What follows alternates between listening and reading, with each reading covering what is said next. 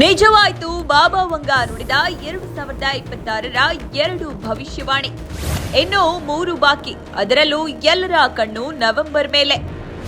ಬಲ್ಗೇರಿಯನ್ನ ನಿಗೂಢ ಮಹಿಳೆ ಅತೀಂದ್ರಿಯ ಭವಿಷ್ಯಗಾರ್ತಿಯಂತೆ ವಿಶ್ವಖ್ಯಾತಿ ಪಡೆದಿರುವ ಬಾಬಾ ವಂಗ ಅವರ ಭವಿಷ್ಯವಾಣಿಗಳು ಪ್ರತಿ ವರ್ಷವೂ ಸಾಕಷ್ಟು ಸದ್ದು ಮಾಡುತ್ತಿರುತ್ತವೆ. 2026ನೇ ಇಸವಿಯನ್ನು ಆಧಾರವಾಗಿಟ್ಟುಕೊಂಡು ಬಾಬಾ ವಂಗ ನುಡಿದಿರುವ ಭವಿಷ್ಯಗಳ ಬಗ್ಗೆ ಸಾಮಾಜಿಕ ಜಾಲತಾಣಗಳಲ್ಲಿ ಭಾರೀ ಚರ್ಚೆ ನಡೆಯುತ್ತಿದ್ದು, ಈಗಾಗಲೇ ಅವರ 2 ಭವಿಷ್ಯವಾಣಿಗಳು ನಿಜವಾಗಿವೆ ಎಂದು ಅವರ ಅನುಯಾಯಿಗಳು ವಾದಿಸುತ್ತಿರುವ ಬೆನ್ನಲ್ಲೇ ಮಾನವ ಕುಲವನ್ನೇ ನಡುಗಿಸುವ ಇನ್ನೂ 3 ಭಯಾನಕ ಭವಿಷ್ಯಗಳು ಈ ವರ್ಷ ಕಾದಿವೆ ಎಂಬ ಮಾತುಗಳು ಕೂಡ ಕೇಳಿಬರುತ್ತಿವೆ. ಬಾಬಾ ವಂಗ ಅವರ 2026ರ ಮೊದಲ ಭವಿಷ್ಯವಾಣಿಯು ಪ್ರಪಂಚದಾದ್ಯಂತ ಸಂಭವಿಸಬಹುದಾದ ಪ್ರಾಕೃತಿಕ ವಿಕೋಪಗಳ ಕುರಿತಾಗಿದೆ. ಅದರಂತೆ ಕಳೆದ ಮಾರ್ಚ್ನಲ್ಲಿ ಮಯನ್ಮಾರ್ನಲ್ಲಿ ಸಂಭವಿಸಿದ 7.7 ತೀವ್ರತೆಯ ಭೂಕಂಪದಿಂದ ಸಾವಿರಾರು ಜನರ ಸಾವು ಮತ್ತು ಅಪಾರ ಹಾನಿ ಉಂಟಾಗಿದ್ದು ನಿಮಗೆಲ್ಲರಿಗೂ ಗೊತ್ತೇ ಇದೆ. ಅಲ್ಲದೆ ಸ್ಪೇನ್, ಪೋರ್ಚುಗಲ್, ಗ್ರೀಸ್, ಇಟಲಿ ಮತ್ತು ಫ್ರಾನ್ಸ್ನಲ್ಲಿ ಕಾಡ್ಗಿಚ್ಚು, ತೀವ್ರ ಉಷ್ಣಗಾಳಿ, ಏಷ್ಯನ್ ದೇಶಗಳಲ್ಲಿ ಪ್ರವಾಹ ಮತ್ತು ಅಮೆರಿಕದಲ್ಲಿ ಶಕ್ತಿಶಾಲಿ ಚಂಡಮಾರುತಗಳು ಸಂಭವಿಸಿದಾಗ ಈ ಭವಿಷ್ಯ 100ಕ್ಕೆ 100 ನಿಜವಾಗಿದೆ ಅನ್ನೋದು ಬಾಬಾ ವಂಗ ಅನುಯಾಯಿಗಳ ವಾದವಾಗಿದೆ.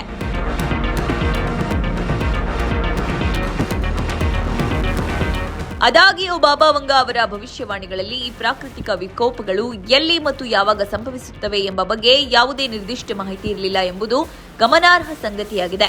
ಪ್ರಪಂಚದ ವಿವಿಧ ಭಾಗಗಳಲ್ಲಿ ಪ್ರತಿ ವರ್ಷ ಭೂಕಂಪಗಳು, ಪ್ರವಾಹಗಳು ಮತ್ತು ಕಾಡ್ಗಿಚ್ಚುಗಳು ಸಾಮಾನ್ಯವಾಗಿ ಸಂಭವಿಸುವುದರಿಂದ ಇಂತಹ ಸಾಮಾನ್ಯ ಭವಿಷ್ಯವನ್ನು ಯಾವುದೇ ವಿಪತ್ತಿಗೆ ಸುಲಭವಾಗಿ ತಳುಕು ಹಾಕಲಾಗುತ್ತದೆ ಎಂಬ ಅಭಿಪ್ರಾಯವೂ ವ್ಯಕ್ತವಾಗಿದೆ.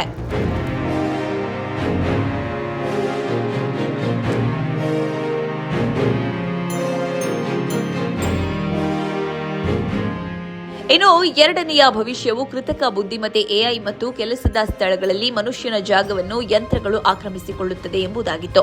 ಅಂದರೆ ಯಂತ್ರಗಳು ಮಾನವ ಶ್ರಮವನ್ನ ಸಾಕಷ್ಟು ಪ್ರಮಾಣದಲ್ಲಿ ಬದಲಾಯಿಸಲಿವೆ ಎಂದು ಬಾಬಾ ವಂಗ ಭವಿಷ್ಯ ನುಡಿದಿದ್ರು.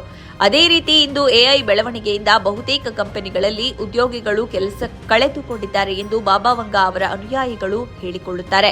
ಆದರೆ ಎಐ ತಂತ್ರಜ್ಞಾನವು ದಶಕಗಳಿಂದಲೂ ಅಭಿವೃದ್ಧಿ ಹೊಂದುತ್ತಾ ಬರುತ್ತಿದೆ. ಇದೊಂದು ಸಹಜ ಪ್ರಕ್ರಿಯೆಯಾಗಿದ್ದು ಬಾಬಾ ವಂಗ ಎಐ ಕುರಿತಾಗಿ ಯಾವಾಗ ಭವಿಷ್ಯ ನುಡಿದರು ಅಥವಾ ಅವರು ನಿಖರವಾಗಿ ಏನು ಹೇಳಿದ್ರು ಎಂಬುದಕ್ಕೆ ಯಾವುದೇ ಅಧಿಕೃತ ಸಾಕ್ಷ್ಯಗಳಿಲ್ಲ. ಬಾಬಾ ವಂಗ ಹೇಳಿರುವ ಕೊನೆಯ 3 ಭವಿಷ್ಯವಾಣಿಗಳು ಸಾಕಷ್ಟು ಆತಂಕಕಾರಿಯಾಗಿದೆ.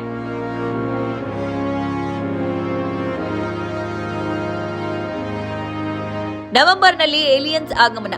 ಬಾಬಾ ವಂಗ ಅವರ 2026ರ ಉಳಿದಿರುವ ಭವಿಷ್ಯವಾಣಿಗಳಲ್ಲಿ ಅತ್ಯಂತ ಕುತೂಹಲಕಾರಿ ಭವಿಷ್ಯವಾಣಿ ಅಂದ್ರೆ ಅನ್ಯಗ್ರಹ ಜೀವಿಗಳ ಅಸ್ತಿತ್ವದ ಕುರಿತು.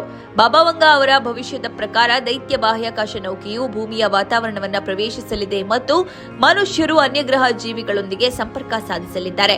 ಈ ಘಟನೆಯು ನವೆಂಬರ್ನಲ್ಲಿ ಸಂಭವಿಸಬಹುದು ಎಂದು ಅವರ ಅನುಯಾಯಿಗಳು ನಿರ್ದಿಷ್ಟ ಕಾಲಮಿತಿಯನ್ನ ಊಹಿಸಿಕೊಳ್ಳುತ್ತಿದ್ದಾರೆ. ಅಮೆರಿಕ ಸರ್ಕಾರವು ಅಪರಿಚಿತ ವೈಮಾನಿಕ ವಿದ್ಯಮಾನಗಳ ಕುರಿತು ವರ್ಗೀಕೃತ ದಾಖಲೆಗಳನ್ನು ಬಿಡುಗಡೆ ಮಾಡಿದ ಹಿನ್ನೆಲೆಯಲ್ಲಿ ಇಂತಹ ಭವಿಷ್ಯಗಳು ಹೆಚ್ಚು ಜನಪ್ರಿಯತೆ ಗಳಿಸಿವೆ. ಆದಾಗ್ಯೂ ಆಕಾಶದಲ್ಲಿ ಅಪರಿಚಿತ ವಸ್ತುಗಳು ಕಂಡುಬಂದ ಮಾತ್ರಕ್ಕೆ ಅವು ಅನ್ಯಗ್ರಹ ನೌಕೆಗಳೇ ಆಗಿರಬೇಕಾಗಿಲ್ಲ. ಬದಲಿಗೆ ಇಂತಹ ವಸ್ತುಗಳು ಸಾಮಾನ್ಯವಾಗಿ ಡ್ರೋನ್ಗಳು, ವಿಮಾನಗಳು, ಬಲೂನ್ಗಳು, ಉಪಗ್ರಹಗಳು ಅಥವಾ ವಾತಾವರಣದ ವೈಪರೀತ್ಯಗಳು ಎಂದು ನಂತರ ಖಚಿತಪಡಿಸಿಕೊಳ್ಳಲಾಗುತ್ತೆ.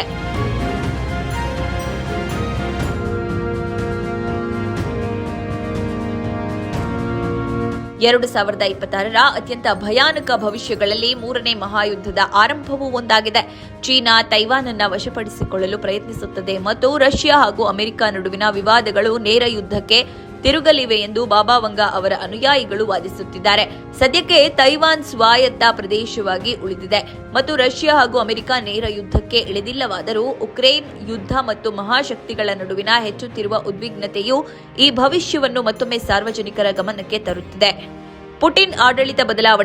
ಪುಟಿನ್ ಅವರ ಆಡಳಿತ ಬದಲಾವಣೆ ಕುರಿತು ಬಾಬಾ ವಂಗ ನುಡಿದ ಕೊನೆಯ ಪ್ರಮುಖ ಭವಿಷ್ಯವಾಣಿಯು ರಷ್ಯಾವನ್ನ ಕೇಂದ್ರೀಕರಿಸಿದ್ದು, 2026ರ ಅಂತ್ಯದೊಳಗೆ ರಷ್ಯಾದ ಅಧ್ಯಕ್ಷ ವ್ಲಾಡಿಮಿರ್ ಪುಟಿನ್ ಅವರು ತಮ್ಮ ಅಧಿಕಾರವನ್ನು ಕಳೆದುಕೊಳ್ಳಲಿದ್ದಾರೆ ಮತ್ತು ಹೊಸ ನಾಯಕರು ರಷ್ಯಾದ ಚುಕ್ಕಾಣಿ ಹಿಡಿಯಲಿದ್ದಾರೆ ಎಂದು ಹೇಳಲಾಗಿದೆ. ಪುಟಿನ್ ಅವರು 2 ಅವಧಿಗಳಲ್ಲಿ 18 ವರ್ಷಗಳಿಗೂ ಹೆಚ್ಚು ಕಾಲ ರಷ್ಯಾದ ರಾಜಕೀಯದಲ್ಲಿ ಪ್ರಮುಖ ಪ್ರಭಾವ ಬೀರಿದ್ದು, ಅವರು ಅಧಿಕಾರದಿಂದ ಕೆಳಗಿಳಿಯಲು ಸಿದ್ಧತೆ ನಡೆಸುತ್ತಿದ್ದಾರೆ ಎಂಬುದಕ್ಕೆ ಸದ್ಯ ಯಾವುದೇ ಲಕ್ಷಣಗಳಿಲ್ಲ. ಉಕ್ರೇನ್ ಯುದ್ಧದ ಹಿನ್ನೆಲೆಯಲ್ಲಿ ಅವರ ಆರೋಗ್ಯ ಮತ್ತು ರಾಜಕೀಯ ಭವಿಷ್ಯದ ಬಗ್ಗೆ ಹಲವು ವರ್ಷಗಳಿಂದ ವದಂತಿಗಳು ಹಬ್ಬಿದ್ದರೂ ಯಾವುದು ಕೂಡ ಅವರನ್ನ ಅಧಿಕಾರದಿಂದ ಕೆಳಗಿಳಿಸಲು ಕಾರಣವಾಗಿಲ್ಲ.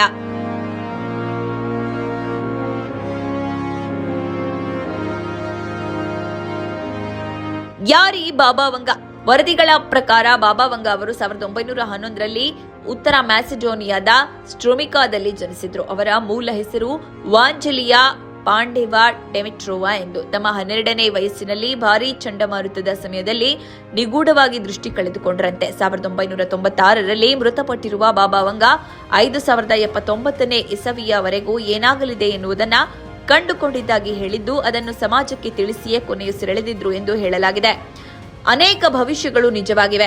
ಉಗ್ರರು ಅಮೆರಿಕದ ಮೇಲೆ ನಡೆಸಿದ ದಾಳಿ, ಚೆರ್ನೋಬಿಲ್ ದುರಂತ, ಪ್ರಿನ್ಸೆಸ್ ಡಯಾನಾ ಸಾವು, 2004ರ ಥೈಲ್ಯಾಂಡ್ ಸುನಾಮಿ, ಬರಾಕ್ ಒಬಾಮಾ ಅಧ್ಯಕ್ಷ ಪಟ್ಟಕ್ಕೇರುವುದು, ಇಂತಹ ನೂರಾರು ಘಟನೆಗಳ ಕುರಿತು ಹಲವು ದಶಕಗಳ ಮುಂಚೆಯೇ ನುಡಿದಿದ್ರು ಇವರು. ಅಷ್ಟೇ ಯಾಕೆ, ಮಹಾಮಾರಿ ಕೊರೋನಾ ವೈರಸ್ ಕುರಿತು ಅವರು ಮಾಹಿತಿ ನೀಡಿದ್ರು ಎನ್ನಲಾಗಿದೆ.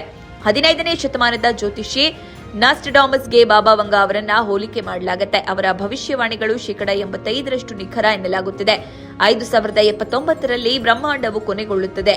ಇಡೀ ಜಗತ್ತಿನ ನೂರಾರು ಭವಿಷ್ಯಗಳ ಆಗುಹೋಗುಗಳ ಬಗೆಗೆ ಭವಿಷ್ಯ ನುಡಿದಿರುವ ಬಾಬಾ ವಂಗ ಪ್ರಕಾರ 5079ಕ್ಕೆ ಜಗತ್ತು ಕೊನೆಯಾಗತ್ತೆ. 2028ರಲ್ಲಿ ಮಾನವರು ಶುಕ್ರವನ್ನ ಭೇಟಿ ಮಾಡುತ್ತಾರೆ. 2033ರಲ್ಲಿ ಧ್ರುವೀಯ ಮಂಜುಗಡ್ಡೆಗಳು ಕರಗಿ ಜಾಗತಿಕವಾಗಿ ಸಮುದ್ರ ಮಟ್ಟವು ವೇಗವಾಗಿ ಏರುತ್ತೆ. ಮುಸ್ಲಿಮರು 2043ರಲ್ಲಿ ಯುರೋಪನ್ನ ಆಳುತ್ತಾರೆ. 2076ರಲ್ಲಿ ಕಮ್ಯುನಿಸಂ ಪ್ರಪಂಚದಾದ್ಯಂತ ಹರಡುತ್ತೆ. 2130ರಲ್ಲಿ ಮಾನವರು ಅನ್ಯಗ್ರಹ ಜೀವಿಗಳೊಂದಿಗೆ ಸಂಪರ್ಕ ಹೊಂದುತ್ತಾರೆ. 2170ರಲ್ಲಿ ಭೂಮಿಯ ಬಹುತೇಕ ಭಾಗಗಳಲ್ಲಿ ಬರ ಉಂಟಾಗುತ್ತೆ. 3005ರಲ್ಲಿ ಭೂಮಿಯು ಮಂಗಳದ ನಾಗರಿಕತೆಯೊಂದಿಗೆ ಯುದ್ಧದಲ್ಲಿ ತೊಡಗುತ್ತದೆ. 3797ರಲ್ಲಿ ವಾಸಯೋಗ್ಯವಲ್ಲದ ಕಾರಣ ಮಾನವರು ಭೂಮಿಯಿಂದ ಸ್ಥಳಾಂತರವಾಗುತ್ತಾರೆ ಮತ್ತು 5079ರಲ್ಲಿ ಬ್ರಹ್ಮಾಂಡವು ಕೊನೆಗೊಳ್ಳುತ್ತದೆ ಎಂಬುದು ಬಾಬಾ ವಂಗಾರ ಭವಿಷ್ಯದ ಭವಿಷ್ಯವಾಣಿಗಳಾಗಿವೆ. ಅಂದಾಗೆ ಈ ಭವಿಷ್ಯವಾಣಿಗಳು ಬಾಬಾ ವಂಗ ಅವರ ಅನುಯಾಯಿಗಳಿಂದ ವ್ಯಾಖ್ಯಾನಿಸಲ್ಪಟ್ಟಿವೆ ಹೊರತು ಅದಕ್ಕೆ ನಿಖರ ದಾಖಲೆಗಳಿಲ್ಲ. ಹೀಗಾಗಿ ಈ ಭವಿಷ್ಯವಾಣಿಗಳನ್ನ ಕೇವಲ ಮನರಂಜನೆಯಾಗಿ ಅಥವಾ ಚಿಂತನೆಗೆ ಒಳಪಡಿಸಿ ನೋಡಿ. ಯಾವುದೇ ಕಾರಣಕ್ಕೂ ವೈಜ್ಞಾನಿಕವಾಗಿ ನಂಬಬೇಡಿ.